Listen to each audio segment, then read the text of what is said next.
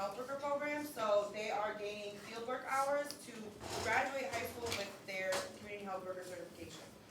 So we all have put in on the lead PowerPoint. I'm gonna let them take over and introduce themselves, and then we'll just go right into it.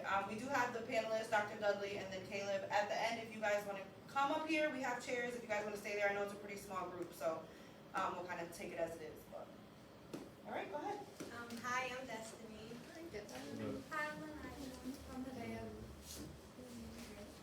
They have to talk loud because we're trying to.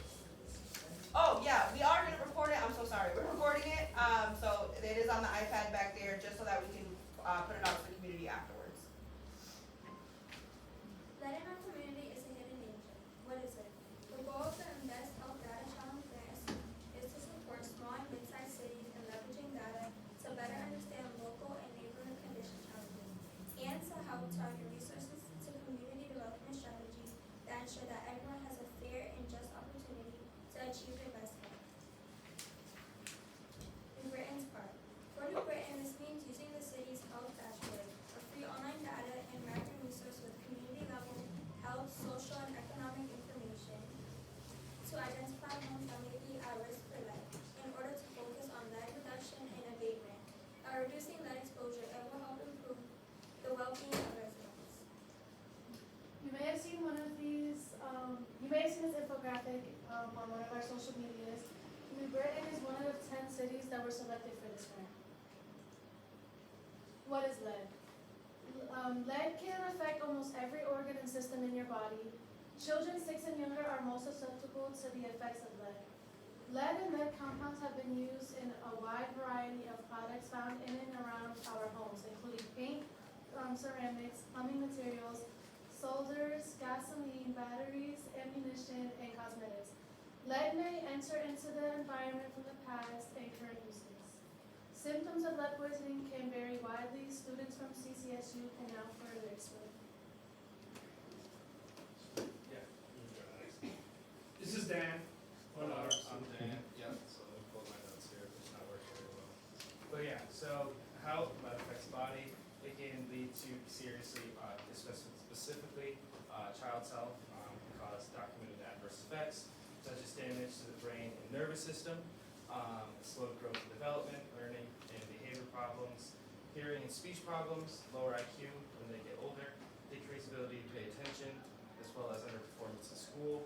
It affects all parts of the brain, and this includes memory, processing, decision-making, fine motor skills, emotional regulation, and attention difficulties. It affects the heart and blood vessels as well, putting people later in life at higher risk for high blood pressure and coronary artery disease and stroke later in life. And since it's held in the bones of the body, it can end up leaking into all parts of the body because bones are everywhere. But also, if a person is pregnant, it can leak into the fetus and affect the fetus of the body. So, Dr. Roberts, you want to explain this one? yeah, so what we as students did was kind of look at the dashboard, which again the CHW students talked about. And we look at the data and we look at the neighborhood around us and look at the scores of lead risk, of lead exposure risk. So these are the census tracts that we kind of determined are around the east side neighborhood, you know, that other side of Route 9, that this place of where the East Street is. And so we can see that census tract 415, 300, and 500 had a risk score of 10, which is very high, right?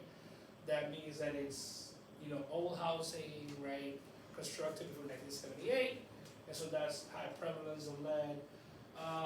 The one adjacent to us right here is 6, but 6 is not a good number. If you be 1 or 2, that'd be fine. You look, so just because having 6 is cool. No, it's still high. It's not bad at 10, but right. So every kind of the 3 census tract around where we are right now are all very high. Houses we potentially put, we have 60% and 46%. So we see why this one is 6, right? 60% or 46% of the houses have potential lead This one is only 30, which is still high enough. You would like to be very low percentage, right? So if you can click on that, it takes us to the dashboard. I hope when you put these links, takes us to bring it down a little bit. Right. Sorry, it takes a long time. So what I wanted to highlight is, or no, you can bring it out because the map is.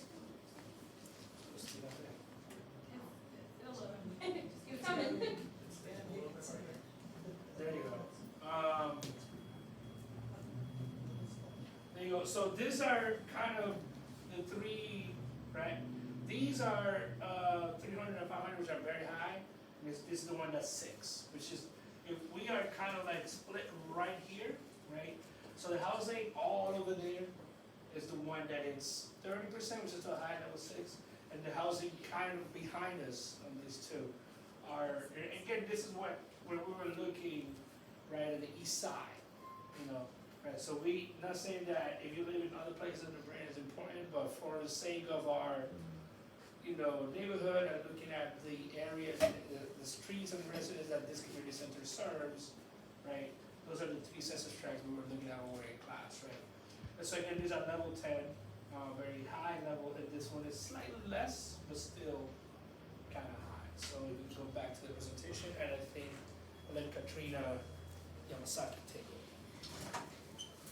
So if you really think about the significance of this project and tying it back into the residents of New Britain and why this topic really is important, think about all of the health concerns that were presented earlier about lead exposure and then tying it into the data that are publicly available for residents to view. And so if you have children, every year they go to the doctors, they get a blood test levels, and they test to see what your blood levels are, right? Every time there is a high exposure or a level greater than 5, it's reported and is kept in a database. And so what's important about how it pertains to New Britain is that from 2018 all the way through 2020, as you can see from these charts, New Britain consistently was in the top 10 cities in Connecticut with high levels of lead in children, right? And so think back of those health concerns about affecting the brain and childhood development and things like that. It's something that we need to be monitoring over time. And so that is a major reason why we chose this project, because of that significance, right? And so this is from 2018-20, the trends are still there to this day. And so, on to the next slide. If we take a look, this is a very similar map to what Dr. Rojas just explained from the city dashboard, but where you can start to mirror some other data that is available to look at. And so what this graph specifically is showing is this is a map of New Britain, right? The arrows are pointing to the east side, and this is really looking at lead exposure risk due to housing. And so if you think about what that means, is all of the older homes built before 1978, before they had the ban of lead-based paint, right? And so you can see that in the darker blue regions, there's a high lead exposure because a high number of homes built before 1978. And you can see that on the east side, there's a large amount of homes or lead exposure risk compared to the west side of New Britain. If you start to look at what else is on the map, right? So dark blue is high lead risk due to housing, lower colors is lower risk. The black dots that you see that are in the middle of all the different regions, those represent the number of cases that were reported that had high blood levels. And so the size of the dots, the small ones represent a small number of cases, whereas the large ones, which you see predominantly in the areas of the darker blue, you see high lead cases, meaning that children in these areas or adults